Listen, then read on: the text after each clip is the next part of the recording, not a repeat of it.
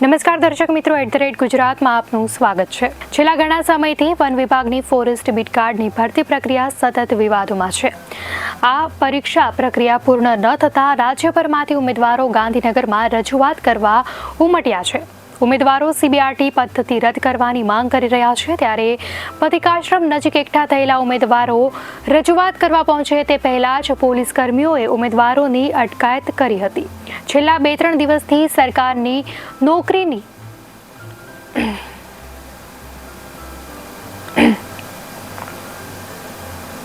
છેલ્લા 2-3 વર્ષથી સરકારી નોકરીની રાહ જોઈ રહેલા ઉમેદવારોનો આક્રોશ હવે 7મે આસમાને પહોંચ્યો છે। ઉમેદવારો સરકાર પાસે પોતાની માંગણી સ્વીકારવાની અપીલ કરી રહ્યા છે।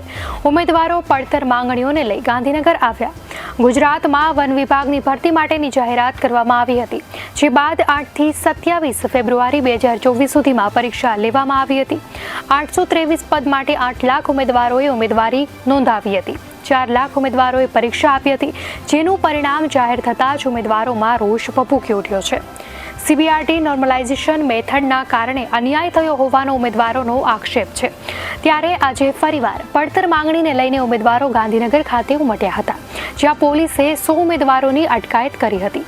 અહીં ઉમેદવારો દ્વારા ઉગ્ર સૂત્રોચ્ચાર કરાયા હતા। આ દરમિયાન પોલીસ જવાનોએ ઉમેદવારોની ટીંગાટોળી કરીને અટકાયત કરી હતી। આ ઘટના પર વિદ્યાર્થી નેતા યુવરાજસિંહ જાડેજાએ પ્રતિક્રિયા આપતા એક્સ પર વિડીયો શેર કરતા લખ્યું છે કે ઉમેદવારો છે કે આતંકવાદી। આંદોલન કરવા આવેલા ઉમેદવારોએ કહ્યું હતું કે અમે ફોરેસ્ટના ઉમેદવાર છીએ। અમે સતત 1.5-2 મહિનાથી સરકારને રજૂઆત કરી છે અને કચેરીઓના ધક્કા ખાધા છે, છતાં પણ માંગણી સ્વીકારાઈ નથી। જનપ્રતિનિધિઓ અને ધારાસભ્યોને 43 જેટલા પત્રો અપાયા છે। સરકાર અમારો અવાજ સાંભળવા તૈયાર નથી, જેથી કરીને અમારે આંદોલનનો આ રસ્તો અપનાવવો પડ્યો। સરકારને વિનંતી છે કે જીદ છોડીને અમારી માંગણીઓ સ્વીકારવામાં આવે। મહેકમ મુજબ 500-700 ખાલી જગ્યાઓ છે, જે ચાલુ ભરતીમાં વધારી દેવામાં આવે। ગાંધીનગરમાં નોકરીની માંગણી સાથે આવેલ ઉમેદવારે રોષ ઠાલવતા કહ્યું હતું કે ફોરેસ્ટ બીટગાર્ડની ભરતીને 2.5થી 3 વર્ષ થઈ ગયા, છતાં ભરતી સંપૂર્ણ પારદર્શકતા સાથે થઈ નથી। ગોપનીયતાના નામે અમારા રિઝલ્ટમાં માર્ક જાહેર કરવામાં આવતા નથી, તો અન્ય પરીક્ષાઓના માર્ક જાહેર કેમ કરાય છે? સીબીઆરટી પદ્ધતિના કારણે ખરાબ પરિણામ આવ્યું છે। અમે હાથ જોડીને વિનંતી કરીએ છીએ કે અમારી માંગણીઓ સ્વીકારો, અમારા પર અત્યાચાર કરવાનું બંધ કરો। છેલ્લા ઘણા સમયથી ગૌણ સેવા દ્વારા forest CCE, sub auditor, senior surveyor, planning assistant, work assistant, મદદનીશ એન્જિનિયર, સિવિલ ગ્રાફિક ડિઝાઇનર સહિત અલગ અલગ સંવર્ગ અને કેડરની ભરતીઓ સીબીઆરટી પદ્ધતિથી લેવાઈ છે।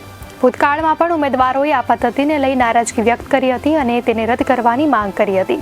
જે તે સમયે ઉમેદવારોએ કહ્યું હતું કે આ પદ્ધતિનો ગુજરાતમાં પહેલીવાર જ્યારે પ્રયોગ કરાયો તે પહેલાં કહેવામાં આવ્યું હતું કે આ સીબીઆરટી દ્વારા પરીક્ષા લેતી એજન્સી ખૂબ વિશ્વસનીય, પારદર્શી, પેપર રહિત અને ભૂલ રહિત છે, પરંતુ છેલ્લે લેવાયેલી તમામ પરીક્ષાઓમાં તે ખરી ઉતરી નથી, જેના કારણે અનેક છબરડાઓ થયા છે। સૌથી મોટું નકારાત્મક પાસું એ છે કે ગુજરાત સરકારની તમામ પરીક્ષાઓ ગુજરાતી ભાષા દ્વારા લેવામાં આવે છે। તો દર્શક મિત્રો, આ ઘટનાને લઈને આપની શું પ્રતિક્રિયા છે, ચોક્કસથી જણાવશો।